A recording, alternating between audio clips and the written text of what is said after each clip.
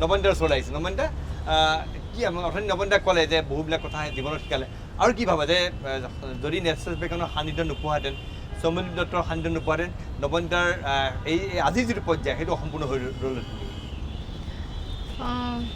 মোৰ লাগে মই সেইটো মই ভাবিবই নোৱাৰোঁ একচুৱেলি যে নেচাৰ্ছ বেকৰ নাহিলেহেঁতেন লাইক মই নেচাৰ্ছ বেকৰ ইনভলভ নহ'লোহেঁতেন ভাবিবলৈ মানে ইটছ ডিফিকাল্ট ফৰ মি কাৰণ মই ভাবোঁ কি প্ৰকৃতিক ইমান ভাল পাওঁ যিহেতু নেচাৰ্ছ বেকনৰ জৰিয়তেহে ইমানখিনি কণ্ট্ৰিবিউট কৰিব পাৰিছোঁ আৰু যদি কণ্ট্ৰিবিউট কৰিব নোৱাৰিলোহেঁতেন ডেফিনেটলি লাইফটো ইনকমপ্লিট যেন ফিল হ'লহেঁতেন। সেইটো হয়। মই দুইগৰাকী আছে নেলছন বেকনৰ সদস্য। মই অকণমান আমাৰ এইফালে ছানছেটটো কেমেৰা ফ'কাছ কৰিবলৈ অনুৰোধ কৰিছোঁ। খুব সুন্দৰ এটা সূৰ্যাস্ত হৈ আছে, এটা সূৰ্যাস্ত আমি সাক্ষী ৰৈছোঁ আমাৰ এই অনুষ্ঠানৰ মাজতে। অপূৰ্ব এটা দৃশ্য, ব্ৰহ্মপুত্ৰৰ বক্ষত ইতিমধ্যে সূৰ্য ক্ৰমাৎ অস্ত গৈছে। এইখন শৰাইঘাট দলং আৰু এই ব্ৰহ্মপুত্ৰৰ বক্ষত সূৰ্যাস্ত হৈ আছে। চ' মোৰ কেনেকুৱা অনুভৱ, কেনেকুৱা লাগিছে? সুন্দৰ ভিউ নহয়? অনন্তকাল ধৰি চলি আছে। অনন্তকাল ধৰি চলি আছে। সৌম্যদীপ পৰা আহে এই কথাটো, মই আকৌ আহিম মই নবনীতাৰ ওচৰলৈ।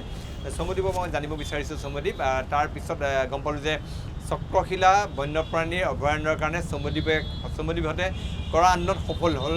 পিছত পৰৱৰ্তী পৰ্যায়ত এখন বন্যপ্ৰাণীৰ অভয়াৰণ্য হ'ল। এতিয়া যিখন উজনি অসমত প্ৰথমখন বৰ্ষাৰণ্য,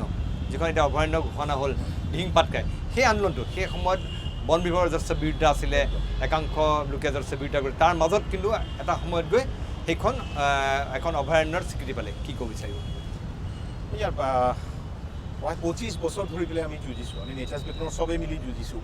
ৰিচেণ্টলি আমাৰ নতুন চাম যি আহিছে তেওঁলোকেও সেইটো লৈ যুঁজিছে, কিয়নো জয়পুৰ অঞ্চলটো সেইটো পূৰা অভয়াৰণ্যৰ বাহিৰত আছে। জয়পুৰটোক নেশ্যনেল পাৰ্কৰ ভিতৰত সোমোৱা হ'ল। আৰু মানে কি হয়, যেতিয়া সৰু সুৰা কিবা পৰিৱেশ সংৰক্ষণৰ কাম কৰি থাকা তেতিয়া খুব এটা মানে বহুত মানুহৰ স্বাৰ্থ দেখাত নালাগে। কিন্তু এটা পৰ্যায়ত গৈ পেলাই যেতিয়া তুমি ডাঙৰ কিছুমান বস্তু ধৰি ল'বা, যে তুমি যেতিয়া বৰ্ষাৰণ্য ধৰি ল'লা, তলত তেল আছে, কাঠ আছে, বিভিন্ন মানুহৰ স্বাৰ্থ জড়িত হৈ আছে, কয়লা আছে, কোটি কোটি টকাৰ কাৰবাৰ হৈ আছে, তেতিয়া মানে কনফ্লিক্টটো আহে। তেতিয়া বহুত মানুহ বিভিন্নভাৱে শত্ৰুতামি কৰে, মিছ কেম্পেইন কৰে, মিছা কথা কয়। আজিকালি ছ'চিয়েল মিডিয়াৰ যুগ, যা তা কথা কয়, ডিমৰালাইজ কৰে। মানে সিহঁতে ভাবে যে ইমান বেয়া কথা কৈ দিওঁ ই ডিমৰালাইজ হৈ যাব। তো আমাৰ কথাটো হ'ল এইটো যে হাজাৰ বেয়া কথা কোৱা বা যি মন যায় তাকে কোৱা, আমি আমাৰ কামটো কৰি যাম আৰু আমি সফল হৈ যাম, গোটেই জীৱন ধৰি কৰি যাম। আমি যেতিয়া নাথাকিম আমাৰ পৰৱৰ্তী প্ৰজন্ম সেইটো কৰিব। সেইকাৰণে যিসকল মানুহে ভাবে যে আমাক মানে ডিমটিভেটিং কথা বতৰা পাতি পেলাই, মিছা কথা পাতি পেলাই আমাক মানে ডিমৰালাইজ কৰিব পাৰিব নেচাৰ্ছ বেকনক, সেইটো মানে সিহঁতে ভুল এটা কথা। সেইকাৰণে সেইটো হ'বই নোৱাৰে। আৰু দিহিং পাটকাইৰ ক্ষেত্ৰতো তেনেকুৱা হ'ল, পলিটিকেল এংগেল আহিল, পলিটিকেল মানুহ আহিল, চৰকাৰখন আহিল, চব লৈ। তিনিখন সংৰক্ষিত বনাঞ্চল আছিলে,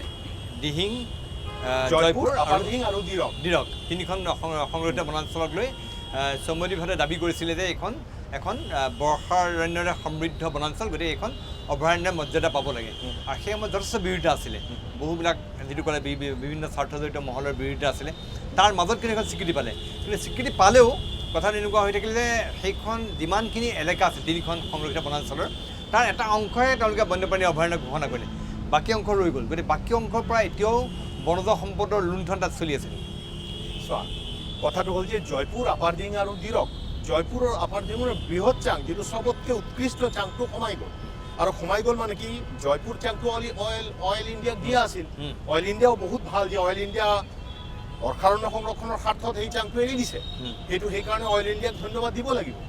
কোল ইণ্ডিয়াৰ 2023লৈকে লিজ আছিল, কোল ইণ্ডিয়া জয়পুৰ লিজটো এৰি দিছে। সেইটো সাংঘাতিক কথা। এই লিজটো যদি এৰি নিদিলে হয় এইটো নেশ্যনেল পাৰ্ক নহ'ল হয়। তো এতিয়া যিখিনি আছে, ধৰা দিল্লী এৰিয়াৰ কি অঞ্চল আছে, সেইটো পৰ্যায় মানে হ'ব, কিয়নো ষ্টেপ বাই ষ্টেপ হ'ব। গভৰ্ণমেণ্টে আমাক কৈছে যে আমি এইখিনি কৰিলোঁ, আৰু যিহেতু নেশ্যনেল পাৰ্ক হৈ গ'ল, নেশ্যনেল পাৰ্কৰ এৰিয়াটো এক্সপানশ্যন হ'বই। সেইকাৰণে আমি সেইটো লৈ হুলস্থুল কৰি লাভ নাই, পৰ্যায় মানে হৈ থাকে। আৰু লুণ্ঠনৰ প্ৰতি আমাৰ পূৰা চকু আছে। যিকেইটা এৰিয়া আমি ধৰি থৈছোঁ সেইকেইটা এৰিয়াত কোনো লুণ্ঠন কৰিব নোৱাৰে।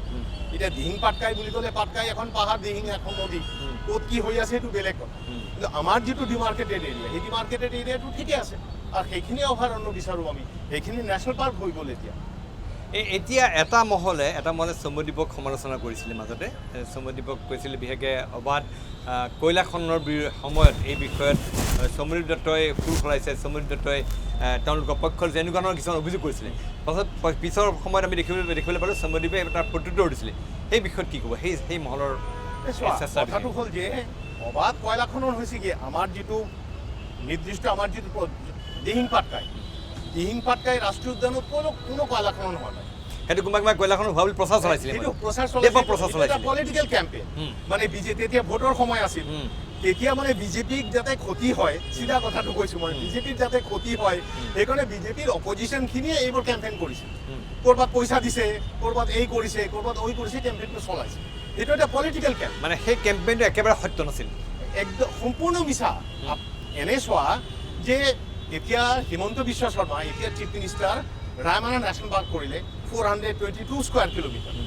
দিহিং পাটকাই নেশ্যনেল পাৰ্ক কৰিলে হয় না নহয় এই যে দুটা নেশ্যনেল পাৰ্ক কৰিলে ভাল কাম হ'ল না মুখ্যমন্ত্ৰীয়ে ভাল কাম কৰিলেতো মুখ্যমন্ত্ৰী কোনোবা বেয়া পাওক পাৰ্টি কোনোবা বেয়া পাওক ভাল পাওক বেলেগ কথা এই সত্যটো হয় তেওঁ যে ভাল কামটো কৰিলে তেওঁক এপ্ৰিচিয়েট কৰিব নোৱাৰে কেনে প্ৰকৃতিপ্ৰেমীসকলে যদি সঁচাই প্ৰকৃতিৰ প্ৰতি প্ৰেম আছে প্ৰকৃতিক যদি ভাল পায় তেওঁকতো এপ্ৰিচিয়েট কৰিব লাগিব তেওঁতো কৰিলে হয় না নহয় Raimona national park is a huge thing Dihing Patkai ৰাষ্ট্ৰীয় উদ্যান কৰিলে ইটছ এ হিউজ থিং সেইটো কিয় এপ্ৰিচিয়েট নকৰে এই যে মিছা কথা যে ক'লে সেইকাৰণে মটিভেটেড কথা পলিটিকেলি মটিভেটেড কথাত খুব এটা আমি গুৰুত্ব নিদিওঁ সিহঁতে মোক সমালোচনা কৰিব কেতিয়াও এতিয়া যদি সিহঁতৰ হৈ কথা পাতোঁ আৰু বহুত ভাল ক'ব হয় নহয় সেইকাৰণে মানে গুৰুত্বহীন কথা চমুদ্বীপৰ একাংশই কিন্তু এই বিষয়বিলাক বিষয়ৰ মাজে সমালোচনা কৰি থাকে সমালোচনা কি ধৰণে লৈছে সমালোচনাটো মোক কৰিবই এতিয়া হিমন্ত বিশ্ব শৰ্মা ভাল কাম কৰিছে হিমন্ত বিশ্ব শৰ্মা ৰায়মনা নেশ্যনেল পাৰ্ক কৰিছে মইতো কম হিমন্ত বিশ্ব শৰ্মা যিটো কাম কৰিছে কোনো মুখ্যমন্ত্ৰীয়ে সেইটো কাম কৰা নাই বহুতো সেইটো বেয়া লাগিব ই মানে ছাপোৰ্ট কৰে আৰে ভাই ছাপোৰ্ট কৰিম ছাপোৰ্ট কৰাৰ নিচিনা কাম কৰিছে ছাপোৰ্ট কৰাৰ নিচিনা কাম যেতিয়া কৰিছিলে কিয় আমি তৰুণ গগৈক আনি পেলাই আমাৰ ৰেইন ফৰেষ্ট ফেষ্টিভেলত বহোৱা নাছিলোঁ প্ৰদ্যুৎ বৰদলৈক আনি পেলাই আমি ৰেইন ফৰেষ্ট ফেষ্টিভেলত বহোৱা নাছিলোঁ আশা আছিল প্ৰদ্যুৎ বৰদলৈ ভাল কাম কৰিব নকৰিলে পুৰা ঠকিলে এতিয়াও ভাবে যে প্ৰদ্যুৎ বৰদলৈ বনমন্ত্ৰী থকা অৱস্থাত যিখিনি কথা তেওঁ পুৰাপুৰি ভুল কামটো কৰিলে জয়পুৰটোক তেওঁ নসমানে জয়পুৰটো কোল ইণ্ডিয়া আৰু অইল ইণ্ডিয়া তাতে থাকিল কেনে এইখন গভৰ্ণমেণ্টহে কৰিলে তো মানুহেতো ডিপলি কথাবোৰ ভাবিব লাগিব মোৰ লগত কাৰো ব্যক্তিগত শত্ৰুতা নাই মই কোনো ৰাজনৈতিক দলৰ মানুহ নহয় কিন্তু যোনে কাম কৰিব তাৰ কথাটো মই ক'ব লাগিব হয় না নহয় মই নামচাং ৰন্থেপুৰটো যদি পঢ়ে তেতিয়াহ'লে গম পাব যে সেই কথাটো কি এতিয়াও যে জয়পুৰটো মানে ৰেইন ফৰেষ্টৰ চবতকৈ উৎকৃষ্ট ঠাই জয়পুৰ আমি মানুহক ভয়ত নকওঁ জয়পুৰটো কিন্তু অভয়াৰণ্যৰ বাহিৰত এতিয়াও বাহিৰত আছে না এতিয়া নেশ্যনেল পাৰ্ক মুখ্যমন্ত্ৰী হিমন্ত বিশ্ব শৰ্মা নেশ্যনেল পাৰ্কত সোমাইলে আগততো সোমোৱা নাই সৰ্বানন্দ সোণোৱাল আৰু হিমন্ত বিশ্ব শৰ্মা মিলি পেলাই সেইটো কৰিলে তো এই কামটোক মই ভাল নক'ম নেকি এই কামটোক মই এপ্ৰিচিয়েট নকৰিম নেকি অপজিশ্যনে বেয়া পাব ই বিজেপি হৈ গ'ল ই বিজেপি ছাপোৰ্ট কৰে ভাই কৰক ভাল কাম কৰিলে কৰিম ছাপোৰ্ট কি কৰা যাব গতিকে এনেকুৱা ধৰণৰ মানে চমুদ্বীপে এই কথা ক'ব বিচাৰিছে যে য'ত বেয়া কাম হয় তাক মাতিম য'ত ভাল কাম হয় তাত সমৰ্থন আৰু মাতিছোঁ মই মাতা নাই জানো য'তে বেয়া কাম হৈছে তাতে আমি মাতিছোঁ হয় নে নহয় আমি চব এতিয়াও মাতিছোঁ এই চৰকাৰৰ সময়তে যদি বেয়া কাম হয় আমি সমালোচনা কৰিবলৈ নেৰিম না এই চৰকাৰে যদি ভাল কাম নকৰে আমি ধৰিম কিয় আজিৰ তাৰিখত চমুদ্বীপ আৰু নেশ্যনেল পাৰ্কখন সন্তুষ্ট হৈ আছে যে যিখন দিহিং পাটকাই ৰাষ্ট্ৰীয় উদ্যান ঘোষিত হ'ল তাত কোনো ধৰণৰ মানে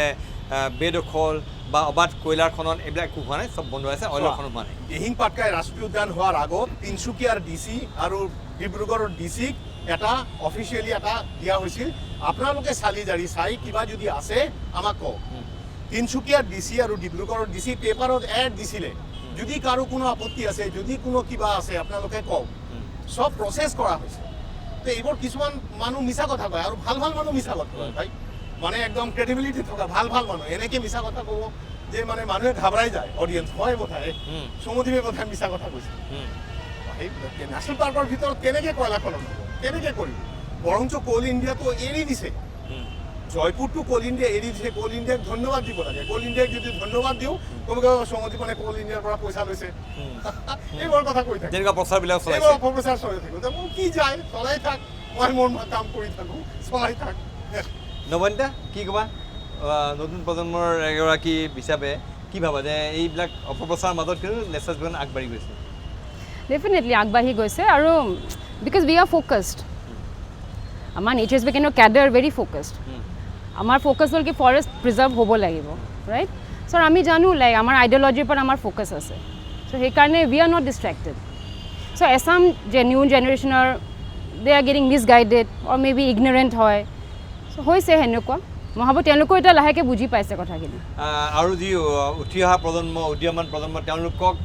প্ৰকৃতি সংৰক্ষণৰ কাৰণে আগ্ৰহী কৰি দিয়াৰ কাৰণে নেচাৰ্ছ বেকনৰ আৰু কি কাৰ্যসূচী আছে কি কাৰ্যসূচী বৰ্তমান চলি আছে বা লৈ থকা হৈছে লাইক নেচাৰ্ছ বেকনৰ ৰেগুলাৰ আমাৰ কেম্পছ অৰ্গেনাইজ কৰা যায় বাৰ্ড ৱাচিং camp forest conservation related technical কথা শিকোৱা এনেকুৱা কেম্প থাকে আমাৰ আৰু তাৰ বাহিৰেও নেচাৰ্ছ বেকনত আমি এটা নতুনকৈ এটা ব্লগ আৰম্ভ কৰিছোঁ এবছৰ হৈছে আমাৰ ব্লগটোৰ নামটো হ'ল দ্য ছিড অ'কে চ' মানে আমি এনকাৰেজ কৰিছোঁ গ্ৰীণ লিটাৰেচাৰ আৰু যাতে ইনভলভ হয় আৰু বেচিকেলি এইটো নেচাৰ্ছ বেকেনে আগৰ পৰাই গ্ৰীণ লিটাৰেচাৰ প্ৰমোট কৰি আহিছে ফ্ৰম দ্য ভেৰি ইনচেপশ্যন কিন্তু এইটো এটা ডিজিটেল ফৰ্মেটত আমি আহিছোঁ কাৰণ এতিয়া নতুন জেনেৰেশ্যনক যদি আমি ইনভলভ কৰিব বিচাৰোঁ আমি ডিজিটেল ফৰ্মেটত আহিবই লাগিব সেইকাৰণে so' this is also' a new step যাতে আৰু মানে নিউ জেনেৰেশ্যনে পঢ়া শুনা কৰে লিখা মেলা কৰে মানে let them contribute towards green movement towards green literature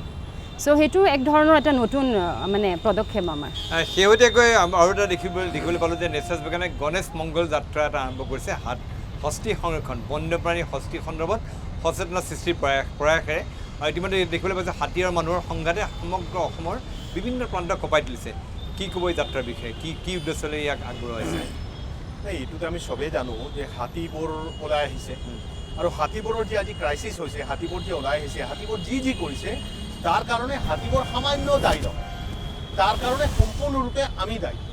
কিয় দায়ী কোনে দায়ী কেনেকৈ দায়ী সেইটো বেলেগ কথা বাট মানুহে দায়ী এতিয়া এই সমস্যাটো সমাধান কৰাৰ কাৰণে মানুহে আগবাঢ়ি আহিব লাগে আৰু এইটো এটা তাৎক্ষণিক সমস্যা নহয় এটা প্ৰজেক্ট কৰিলোঁ দুটা কলপুলিৰ গছ লগালোঁ ক'ৰবাত কিবা কৰিলোঁ সমস্যাটো সমাধান নহ'ব সমস্যাটো সমাধান হ'লে হাতীৰ বাসস্থান সংৰক্ষিত কৰিব লাগিব লক্ষ লক্ষ বিঘা জংঘল মানুহে বেদখল কৰি দিছে মানুহে জংঘলৰ ভিতৰত বহি মানে জংঘল নোহোৱা কৰি দিছে তো হাতীবোৰ ওলাই আহি পেলাই ক'ৰবাত মানুহৰো ক্ষতি কৰি আছে তো আমি যদি হাতীৰ বাসস্থান যদি মুক্ত নকৰোঁ হাতীৰ বাসস্থান যদি হাতীক আমি উভতাই দিব নোৱাৰোঁ হাতীটো মানুহৰ ওচৰত আহিবই সেইকাৰণে 10 বছৰৰ এটা দীৰ্ঘম্যাদী এটা প্ৰগ্ৰাম লোৱা হৈছে য'ত হাতীৰ বাসস্থান হাতীক উভতাই দিয়াৰ চেষ্টা এটা হ'ব আৰু হাতী খেদা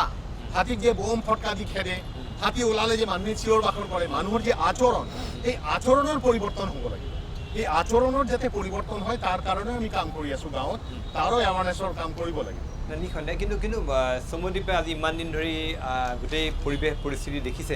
আপুনি ভাবেনে যে যিবিলাক এলেকা মানুহে বেদখল কৰিলে হাতীৰ এলেকা বহুত হাতীয়ে নহয় অন্য জীৱ জন্তুৰ এলেকাবিলাক আমি দখল কৰি দিছোঁ বিভিন্ন প্ৰান্তত বেদখল অব্যাহত আছে সেইটো বেদখল মুক্ত সম্ভৱ হ'বনে আপুনি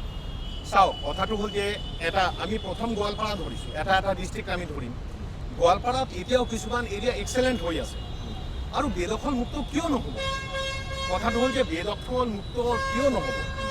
এইখন চৰকাৰ যদি সঁচাই যদি দেশক যদি ভাল পায় প্ৰকৃতিক যদি ভাল পায় অসমীয়া জাতিক যদি ভাল পায় অসমীয়া সমাজক যদি ভাল পায় বেদখল মুক্ত কৰিবই লাগে এজন মানুহ ধনী মানুহ 70 বিঘা 80 বিঘা এনেকুৱা মাটি দখল কৰি থৈ দিছে মই মানে মাটি দখল কৰোঁ তাৰপিছত মোৰ দখলী স্বত্বটো বেলেগক মই বিক্ৰী কৰি দিওঁ ইটছ বিকাম এ বিজনেছ ভূমিহীন মানুহেও মাটি দিয়ক এইটোতো মুখ্যমন্ত্ৰী কৈছে যে ভূমিহীন মানুহক মাটি মই দিম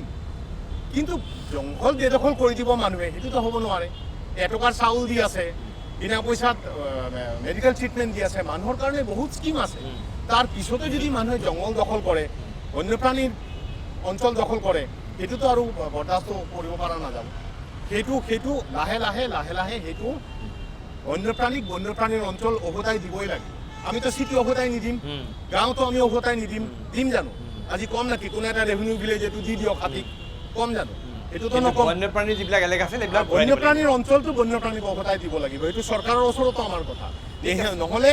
এইটো অসম যে ভাৰতবৰ্ষৰ এটা শ্ৰেষ্ঠ ৰাজ্য হ'ব কেনেকৈ হ'ব শ্ৰেষ্ঠ ৰাজ্য যদি যোন মানুহ আহি ইভিন বাংলাদেশ পূৰ্ব পাকিস্তানত হাজাৰ মানুহ আহি আমি চবেই জানো যে আমাৰ জংঘল বেদখল কৰি আছে একচুৱেলি সিহঁতে চবতকৈ বেছি জংঘল বেদখল কৰিছে বেলেগতো কৰা নাই অসমীয়া মানুহ কেইটা কৰিছে বেদখল কৰা নাই বেদখল কোনে কৰিছে এই কথাটো মানুহে নকয় পলিটিকেলাইজ হৈ যায় কিন্তু সেই পলিটিকেলাইজ হ'লেতো নহ'ব আমিতো ৰাজনীতি নকৰোঁ ভাই আমি চিধা কথাটো ক'ব লাগিব আৰু কম ঠিক আছে চম্পতিবাবুয়ে খুব সুন্দৰভাৱে ব্যাখ্যা কৰিলে যে কিহৰ কাৰণে অসমত এতিয়াও হাতী মানুহৰ সংঘাত অব্যাহত আছে আমি আচলতে এটা সুন্দৰ প্ৰয়াস যে যিবিলাক এলেকা আমি বন্য জীৱ জন্তু আছিলে হাতী আছিলে সেই এলেকাবিলাক আমি পুনৰ উভতাই দিব লাগিব হাতীৰ যদিহে আমি এই সংঘাতৰ পৰা এই যিটো সংঘৰ হাতী মানুহৰ সংঘাত হৈছে তাৰ পৰা যদি আমি পৰিত্ৰাণ বিচাৰোঁ